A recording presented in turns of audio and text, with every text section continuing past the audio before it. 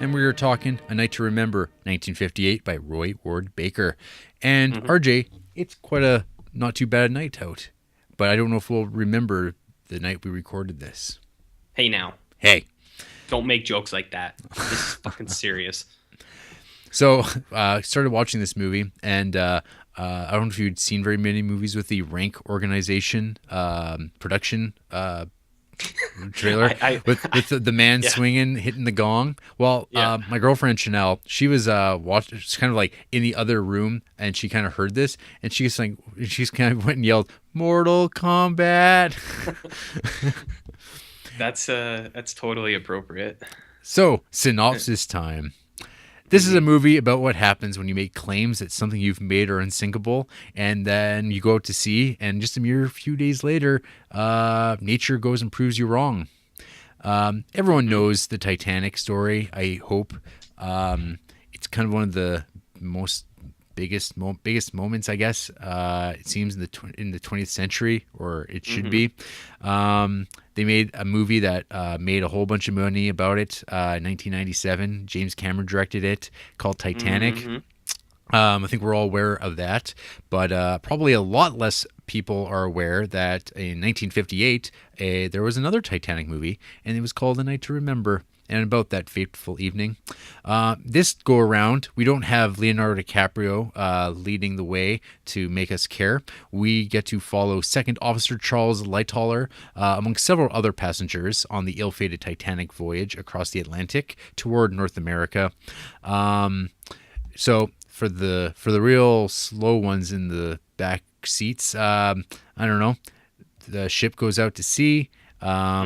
Due to some human failings, they go right into an iceberg and scrapes open the hull.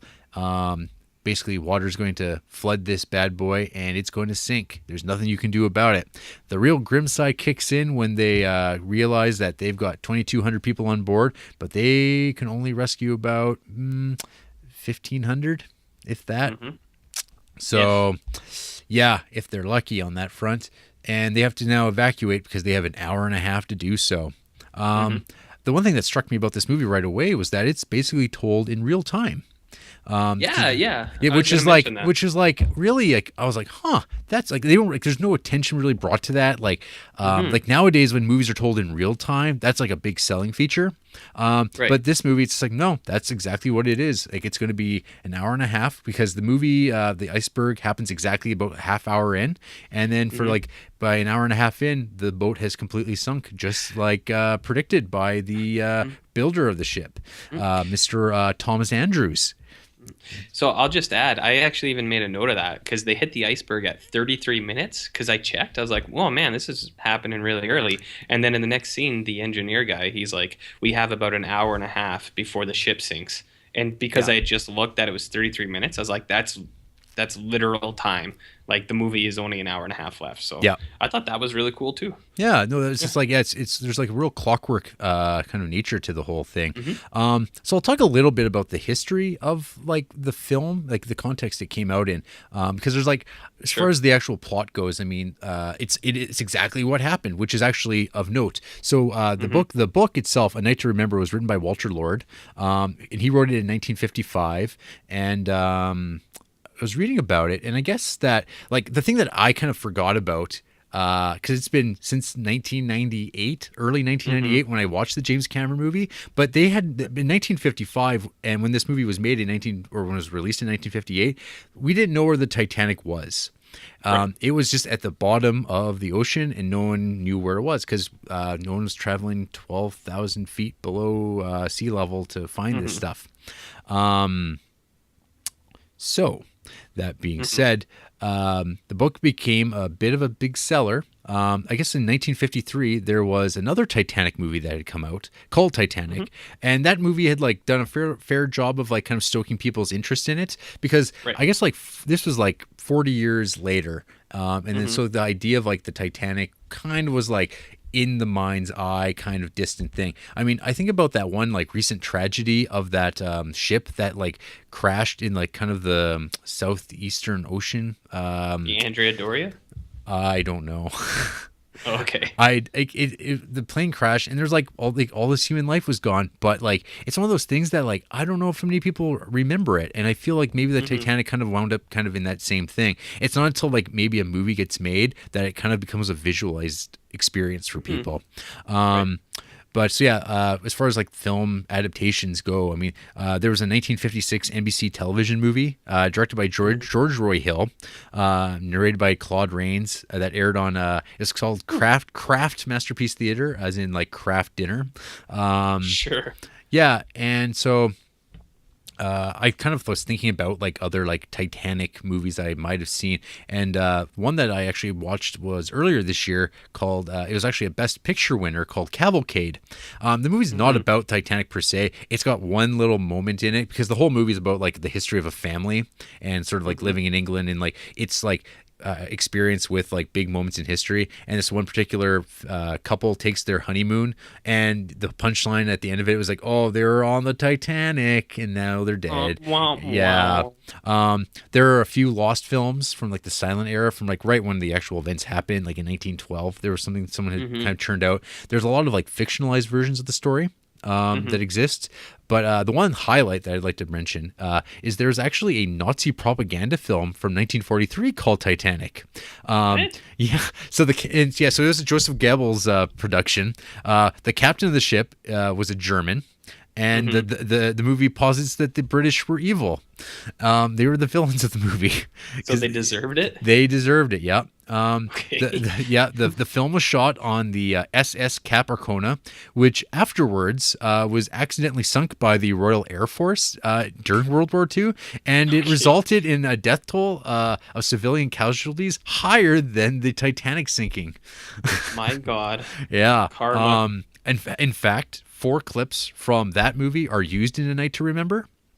But it's just like scenes like with like ships, like the ship on the water, and then Yeah. like some water coming down a passage. They just like use this footage from this like Nazi propaganda film because it's like practical to do. Because there's a couple moments in this movie too where there's like some stock footage of the actual launch of the Titanic. Yeah, that's Yeah, what I thought. which Yeah. I thought which I thought was like, oh cool, but I didn't think like, oh, there's some like Nazi film stock in this bad boy. Hmm. Fun trivia fact: the original film director of the 1943 Nazi Titanic, Hmm. Herbert Selpin, he was executed during the making of the film because he was apparently What? he was accused or spoke out against the Nazi regime. So he was taken off and hung in prison before the film was finished, and so they brought another guy named Werner Klinger in to complete the film.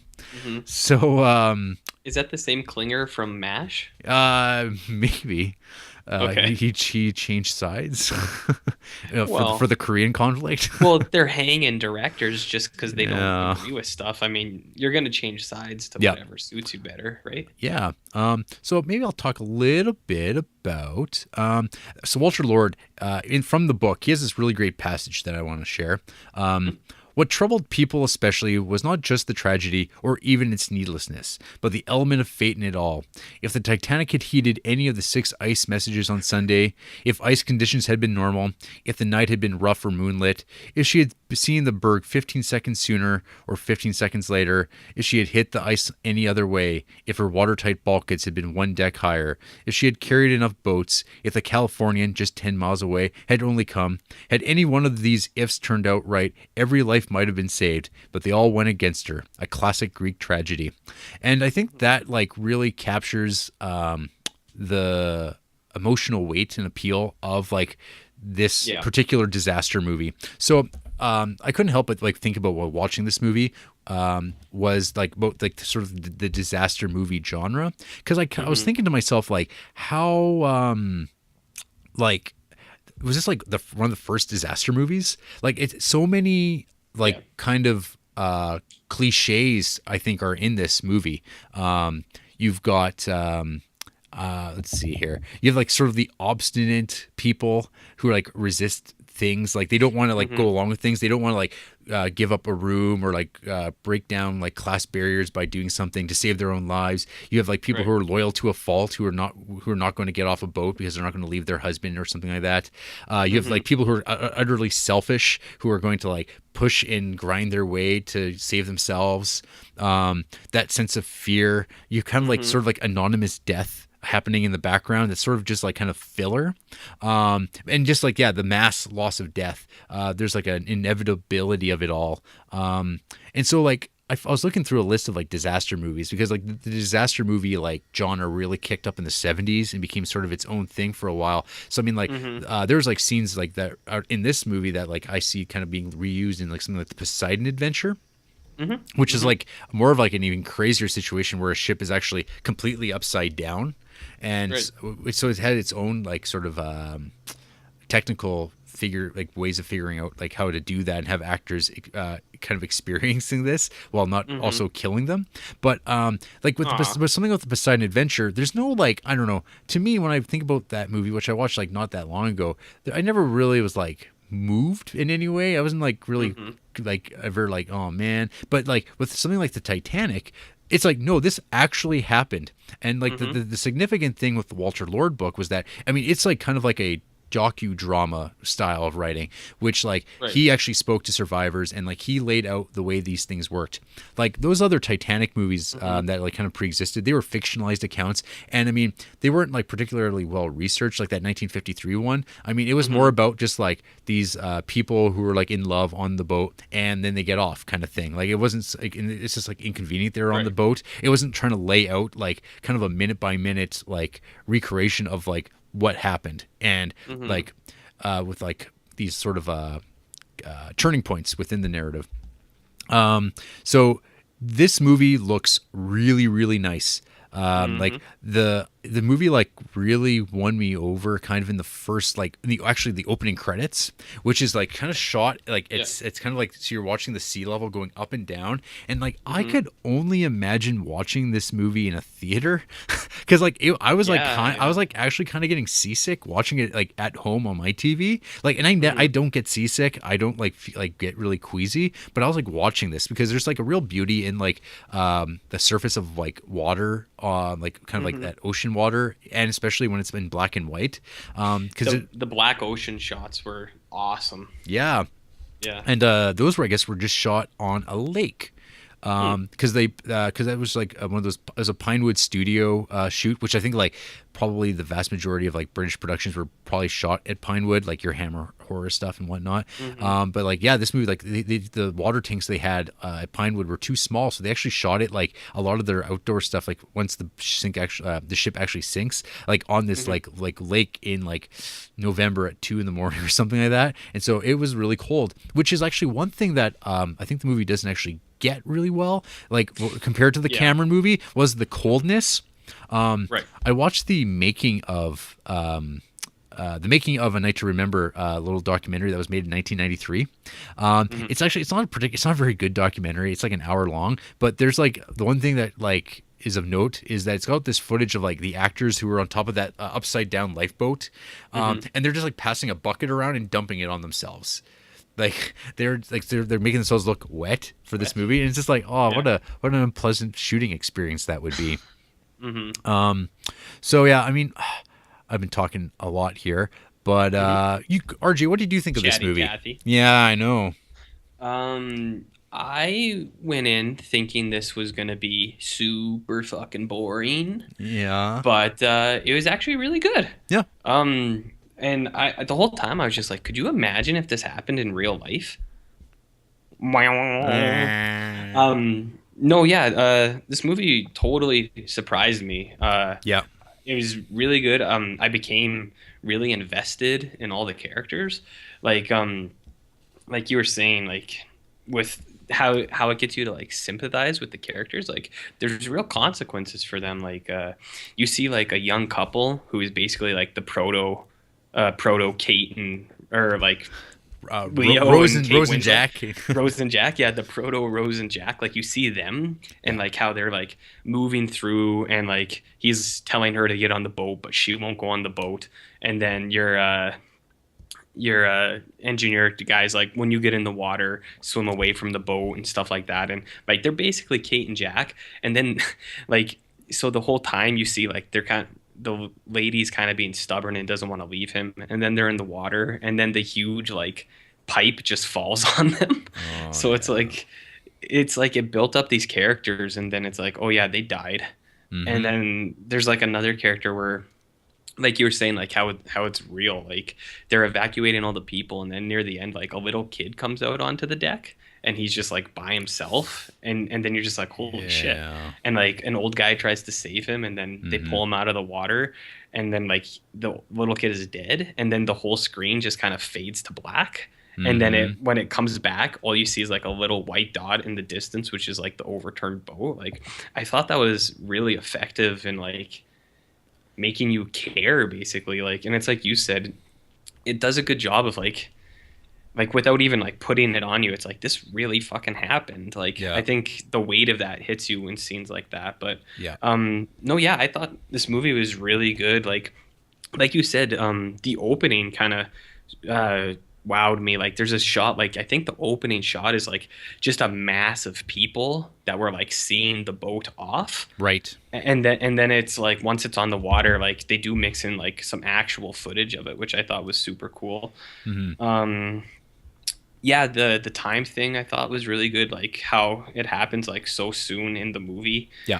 uh so here I'm going to get into some just individual elements I liked, but Yeah. one thing I think the reason I really liked this movie was it kind of showed, I thought it was funny, it kind of showed like a difference between like British filmmaking and then what would eventually come from a Canadian American filmmaker. Yeah. Was that this movie, it was like straight business. There was no bullshit to it. Like they got to the point. There was no like unnecessary like glut of like romance stuff, which like I get why James Cameron did that. Like it makes it more appealing to a mass audience. I get it. But this one seemed more like streamlined. Like this is what fucking happened. And even like how the iceberg happened so early on, and then you just kind of see how it would play out like in an actual like ship like that, like how it kind of goes down the lines of workers. Like, do you know what I mean? Like through Sure. like officials and captains. Like it all seemed very authentic, I guess is the word I'm looking for. So I really like that. So a few, And the lack of score. yeah, like yeah. like Mhm. because like when the movie started, like I kept like I was having like I've only, like I said, I've only seen like James Cameron's Titanic the one time, but I Mhm. still remember like that score, like the Howard Shore, is it Howard Mhm. Shore or Maybe yeah, James Horner. whoever. James Okay. Horner did the score. And like just like how like that's like probably one of the bigger parts of the success of that movie was like the Mhm. music. And like this movie doesn't use any music. It's all like subtle, and you get the sound Mhm. effects of like what's happening and the people and whatnot. You're not being emotionally led anywhere at all, and it's just like this is like it's more like a factual reporting, which I guess Mhm. like I associate with sort of like a certain Britishness in its character, which Right. like yeah kind of plays to what you were kind of going with there. So yeah, that's what I mean. Like when you watch this movie, like it feels real, like it's Hmm. authentic, like the way it plays out, just the interactions with people, and like I don't know, there's just really cool stuff in it. Like I remember there's one scene like when they first have an incident, and it goes to like the empty dining room, and there's like a drink Yeah. cart. And it just kind of like moves a little bit, and that's like the whole scene. And then later again, it's like the drink cart like moving around. Like I don't know, I thought stuff like that was really cool. Yeah. Um, but anyways, I have some individual notes that things I that either I really liked or I thought were really weird. Okay. So the first one, when it shows like all the people like eating and like dinner before they hit the iceberg. Okay. There's a lady and she is salting cantaloupe. And I thought that was really fucking weird. And I've never seen a person salt a melon before. I don't know if this is a real thing. Have you ever salted a melon? Okay, so here's the funny thing. So the girlfriend Chanel, she has a name. Hmm. She kind of like got drugged. She kind of got drawn in by this one. Hmm. Generally, I've been watching these movies like while she's been at work, Hmm. and then this one I was just watching in the afternoon. She's off, and she kind of like poked her head in, and she actually sat down, and she was like really getting drawn in by like the costumes, the cinematography. Hmm. She's a big like mark for poor Irish people. Yeah. I don't know. Okay. So she likes her Angela's Ashes type of stuff, and like just like Hmm. I don't know. One of her concerns is class as a thing, and so obviously the Criterion Collection's like plays right into that, because I mean that comes up a lot in their movies that they're curating. But yeah, she totally mentioned the thing about the cantaloupe and the salting of it. See, because like It's fucking bizarre. I kind of like I didn't register that bit so much, but I mean I've seen like people put like sugar on their fruit, and so I'm like, well, was that salt or was it sugar? But I guess like if it was in a salt shaker, I mean it was salt, but I didn't really like see it. I didn't go back to investigate it. But she mentioned one of her things that she pointed out was there's like the little icebergs that are called growlers. Yeah. But she had to mention that apparently nowadays when grizzly bears and polar bears mate, those are called growlers. So okay. So and then but she said this, and I was like, huh. So I had this image of little like grizzly polar bear hybrids swimming against the ship, trying to claw their way in. Aw, that's sad. Aw, poor little growlers. Poor growlers. Well, I'm glad that's a nice piece of tidbit of trivia, I guess, for the growlers. But I'm glad someone else noticed, because I was really like taken aback. I was like, what the fuck is that lady doing putting salt on a cantaloupe? That's super bizarre. Yeah. Okay, so anyways, moving on. I thought it was super, super disappointing that all the coal shovelers weren't like super ripped buff dudes with like no shirts but like overalls with one strap on, just shoveling the coal like in the engine rooms. Do you know what I mean? Yes. So that was disappointing. I think James Cameron got that right in his movie. I think those are all like buff dudes with lots of muscles. Hot there was abs. Hot abs. Yeah, I guess you could say that. I didn't bring it up that time in case anyone's keeping track. There was an expression I've never heard before where the captain said, "Keep your eyes skinned." He said, "Keep your eyes skinned for icebergs." Yep. And I've never heard that before, and I thought that was pretty grisly, a little ghoulish. That's pretty old timey. That's a little old timey. I bet you if you were a grandpa, you would have heard that one all the time. All the time, Yeah. probably. Yeah. Later on, when they're evacuating people, there is a lady who's a bunch of furs, and they're like real life dead animals, just like so many, like at least 20 of them. And I was really upset that lady got on one of the lifeboats. I wanted to see her floating in the water, so that sucked. Okay, so my favorite part of this movie, Jarrett. Yeah. My absolute favorite part, and somewhat speaking to my character, if I was in a situation like this, I thought it was super cool how the baker, as soon as the ship's going down, he's like super nonchalant. People are like panicking, and they're like, "How do we get out of here?" He's like, "All roads lead to Rome." And they're like, "What?" And he's like super weird. And then it shows him go back to his room, and he pulls out a bottle of scotch, and he just starts drinking it. Yep. And then like 25 minutes later, it goes to another scene of him, and he like puts his legs up, and he's like still drinking the bottle. And then later you see him, he's like out on the deck walking around drunk, and he's throwing like chairs into the water, like throwing furniture for flotation. And then later he's like floating in the water, and he gets up on that upturned boat, and then he's okay. And apparently that was a real fucking guy. He did survive the Titanic. Yeah, no, I know. And that was his account of it. Yeah, and I didn't know that at the time, but the whole time watching it, I was like, this guy's my favorite character in any movie I've ever seen. Just because like when everything's going really bad, he's just like, well, okay. And then he just gets really drunk, and then he goes and he which is selfish, I guess. He gets drunk, but then he goes up to the deck and starts trying to help people, and he just throws shit off. And I don't know. My point is, not all heroes wear capes, Jarrett. So True I thought words. that guy was fucking awesome. He was my favorite part of the whole movie. Wow. Other good things. They showed the class difference really good, like in subtle ways, like how the boat crew is like alerting the people that the ship is sinking. Like one guy goes into the first class and tells them very nicely, and then it goes to like the lower deck, and they're just like banging on doors. They're like, "Everybody wake up." That was cool. I don't know. I think I was surprised by this movie because it's very like, I took it like very pessimistically. Like I don't know. It's one of those arrogance of man movies, I guess. Well, yeah, I think I had here written down. I was going to ask, like RJ. So, what do you think about hubris? Yeah, exactly. Right. I mean, they don't really play that up too much. Like this whole idea of like this ship shall never be sunk, and then it sinks. Like Yeah. they don't play that too much. Like there's the bit with like the posh asshole with his wife when they're Yeah. riding the carriage with the second officer right at the beginning, Hmm. and like 'cause he has a problem like distinguishing like criticizing like an ad about something, and he thinks it's a criticism of like what's in the ad. And I mean, Hmm. that's like a characteristic of of a human being that like still lives to this time. Like Oh yeah. people still like, you can't make fun of something. It's like, well, it's offensive. Like it's like, yeah, okay, dude. And it's like, well, Hmm. I mean, in this particular point, it was like the second officer kind of got away with it because he actually was like a part of the like crew of the ship. Yeah. But it's like, well, if you or I were doing that, the guy would be still like pissy. Hmm. And it's like, yeah, that old idea of like, yeah, the class system in England and stuff like that. And it's just like, Hmm. yeah, that. Yeah, how easily they changed their tune. Yeah. But no, yeah, I liked all that stuff, and as you know, I just liked it showing how shitty people were.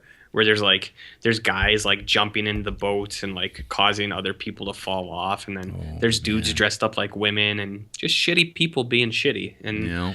not Well, I there's, didn't like- I didn't mean I love that. Yeah. It's just that's how I view people, so I feel like that's very authentic. Yeah. Well, there's like the whole bit, like once the actual ship is now like is practically vertical, which Yeah. apparently is an exaggeration. Like I guess like some dudes said, well, actually it was probably at about a 10-degree angle, which would still create the same effect, but it doesn't. It's not as dramatic. But Yeah. but I mean, people didn't even know that the ship split in half until they actually found it at the bottom of the ocean. It was, but so we don't actually see that in this movie, which is kind of one of those like probably those images I really remember from the Cameron movie. But Yeah.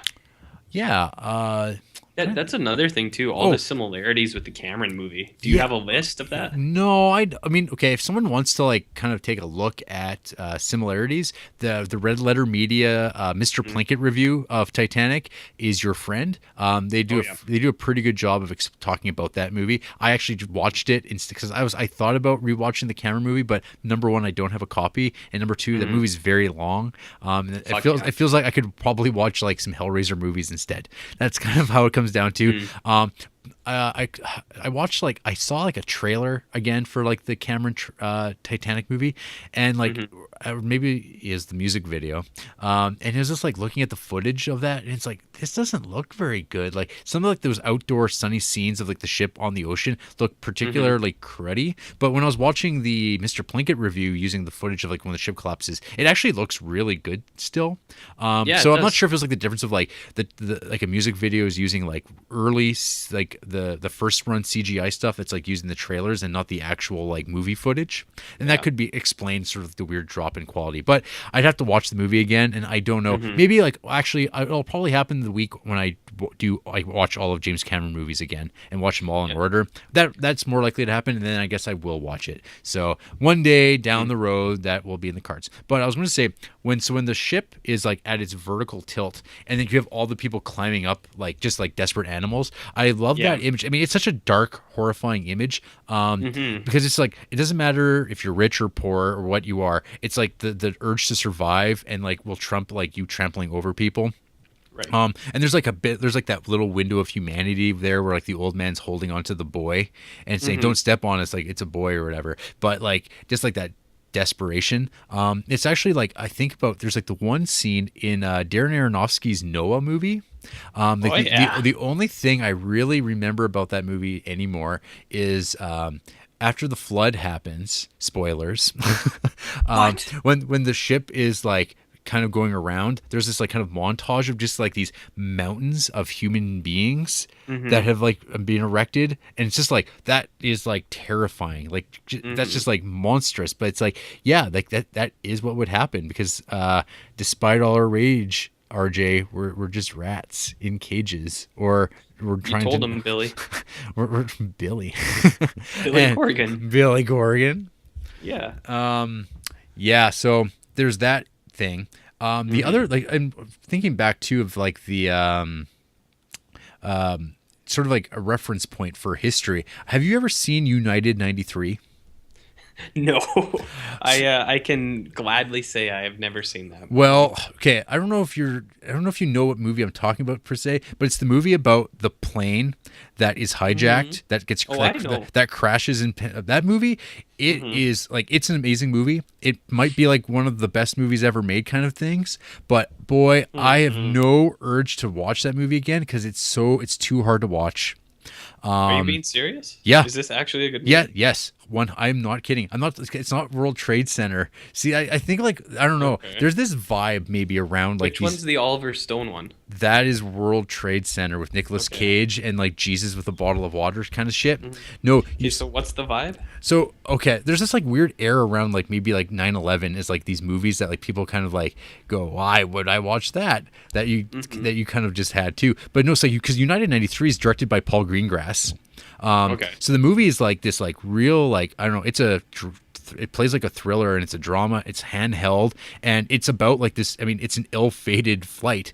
And you know, watching it, there's like the dramatic irony. You know what's going to happen. Doesn't matter what decisions they make. What's going to, you know, they're all going to die. And there's Hmm. like basically, I mean, it's like a. I mean, they based it on like the information that exists.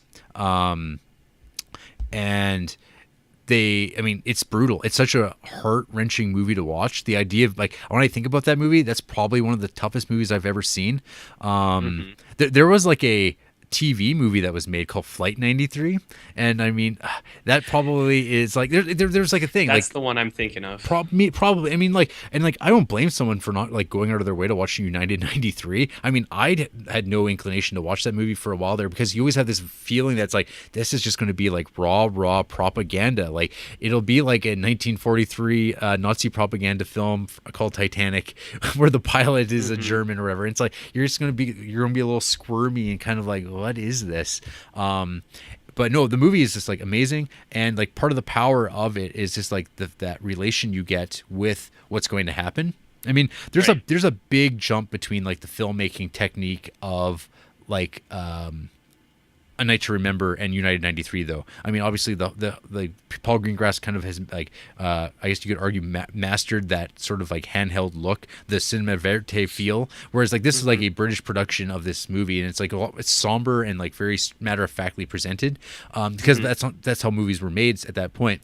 But I mean, it's like the editing and like production craft made in that movie to like recreate that like as Hmm. realistically as possible at that time, it's pretty stinking amazing. Hmm. Yeah, I agree with you. So, another note here to myself to ask you, what did you think of Kathy Bates's performance here in A Night to Remember? Oh my Did God. you not have Um, that exact feeling of like, wait, that's Kathy Bates' it character? is. It is like, is that her mom or something? Yeah. Because like, that's the most dead on like recasting I've ever seen in my entire life. Oh Like yeah. that is, it's absolutely Kathy Bates. Like, if I had watched that movie and I was making it in '98, like James Cameron, I'd be like, holy fuck, we got to get Kathy Bates for this Yeah. thing, like right now. Yeah, it's crazy. That's fucking Kathy Bates. Oh yeah. It's Absolutely. nuts. Yeah. It's just like Nuts. it's off-putting. Um, Mm. so I also wanted to mention because we haven't actually talked about our director whose name I continue to struggle pronouncing. Roro? Yeah, old Roro. So see, Roy Ward Ooh, Baker, ooh. born in 1916, died in 2010. So he would. I mean, this is going to sound mean, but he's probably the first, I guess, undistinguished director in the Criterion Creep. Mm-hmm. Because I mean, so far we've had Renoir, Kurosawa, Hitchcock, Fellini, Truffaut, Cocteau, and now Baker. Roro? Yeah. Yeah, old Roro himself. But you know, so I saw that name and I was like, that name sounds kind of familiar. Like I've typed it in before for some reason, Right. or some sort of different context. And I You know had, why? and well, okay, first of all, I mean, I'm not going to get too much into his like filmography just yet, but one of the things that he was responsible for is he was the assistant director on The Lady Vanishes. Oh, okay. Yeah, which is something I did not know. No, I But didn't know that either. yeah, but yeah, I mean, he was just like a workman director. I mean, I don't know Hmm. if he's anything particular to distinguish about his like visual style, other than like presenting the facts. Hmm. But RJ, are you aware of his filmography starting in the '60s and on? I am, and it is actually because I have a couple of his movies are in my current Halloween watch list. That's Is right, that what you? because Roy Ward Baker would go on to kind of cut his teeth on some horror, some Hammer Mhm. horror, and some other Hammer horror? and some other like good old fashioned British horror films. I guess Mhm. like the first Yeah. one that popped up was Quatermass in the Pit, which actually I just Mhm. watched a few months ago for the first time. The Vampire Lovers, Oh Scars yeah. of Dracula, Dr. Jekyll and Sister Hyde, the Mhm. anthology films Asylum, Vault of Horror, and then even such films as Legend of the Seven Golden Vampires, and the one film I definitely know is on your list, Monster Club, which I think is along Fucking with right. Scars of Dracula. So yeah, Yeah. it's like sort of Mhm. wacky. I'm like, I did not really expect that. And like you wouldn't know it. Like, I mean, I've seen a couple of his movies, but like I said, like there's nothing that like it's like he's like a super stylish director or anything. But Yeah. I mean, But he's got chops. He knows what he's I was doing. he's got some pretty serious cred, like, Yeah. or not serious, but he's got a pretty solid library of movies. Like I haven't seen a lot of these, but I recognize almost all of them, like all the Yeah. Hammer ones at least. And Right. yeah, like you said, Scars of Dracula is the next up for me for the Hammer Dracula. So that's this year, and then Monster Club. That was filling a essential quota I like to have on all my Halloween lists, where I like to have at least 5 Christopher Lee movies in there, and I can continue doing that now until one day I've watched them all, I guess, and then it won't be 5 anymore. But Mm-hmm. yeah, Monster Club's in there, which sounds really cool. That's actually the first on my list. Just sounds like good quality fun. So yeah, no, all his Hammer movies like Quartermass and Vampire Lovers and stuff, Dr. Jekyll, Sister Hyde, like I've heard about all of those. So and they all seem like they have pretty fair reviews or ratings. So he seems like a pretty solid dude. Yeah. Absolutely. Pretty solid dude. Yeah. Oh, so I was looking up the name of that airline flight that crashed that I was like struggling with. Malaysia Airlines Flight 370, of which Oh, okay. I think when you type it into Google, one of the suggestions is Malaysia Airline Flight 370 conspiracy, because that's what we do now Hmm. in the 21st century. But speaking of the 21st century, do you remember that period of time during the 100th anniversary of the Titanic sinking? Hmm. That like there was like all these like Twitter posts from kids saying that they thought it was just a movie. Yeah, Yeah. yeah, I do remember that. But RJ, do you also remember Coney 2012? Yeah, I do remember Coney 2012. It didn't really do anything. No, That's other like than one of the guys, he was down in Los Angeles on a street corner, naked, slapping pavement, out of his Mhm. mind. Yeah, Yeah, no, a lot of those things splash in the pond, Jarrett. yeah. Just a splash in the pond.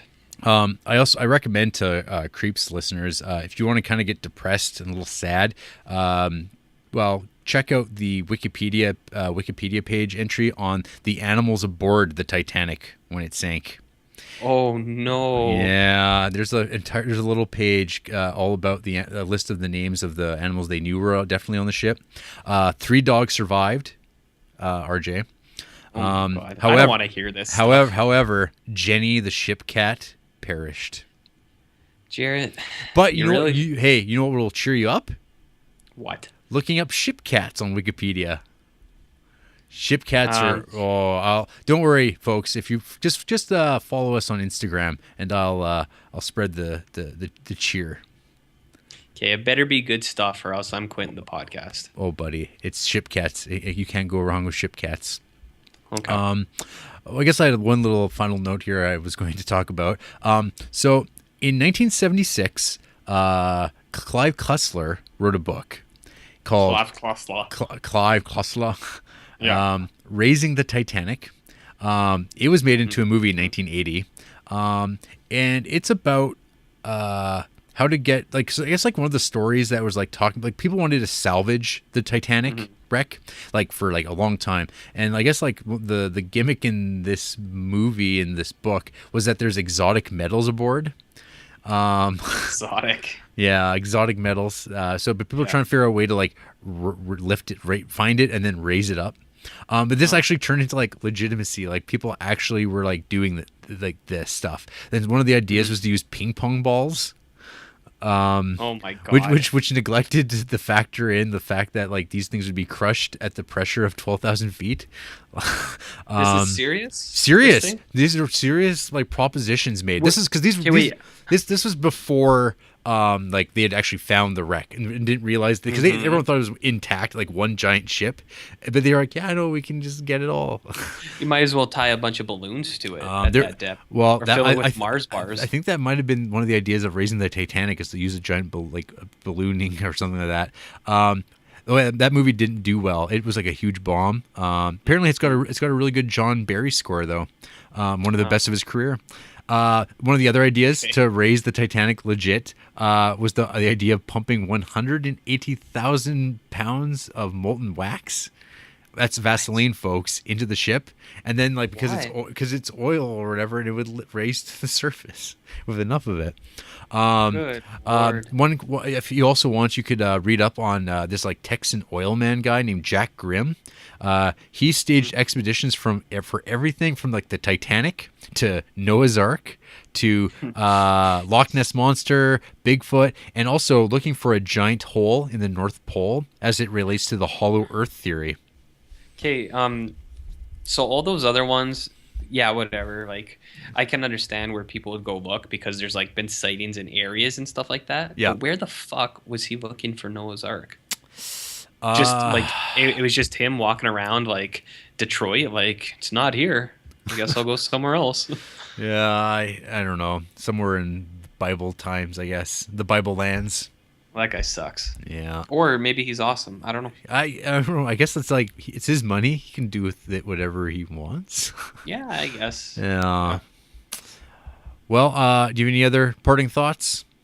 No, I think I'm about spent. Yeah, this movie is good. It's a lot better than I thought it would be. So Yeah, no, it was definitely like I think for like early on here for the Criterion stuff, I was kind of like, oh, I don't know if I really care about this, but yeah, good solid directing and filmmaking techniques win the day, as they often do.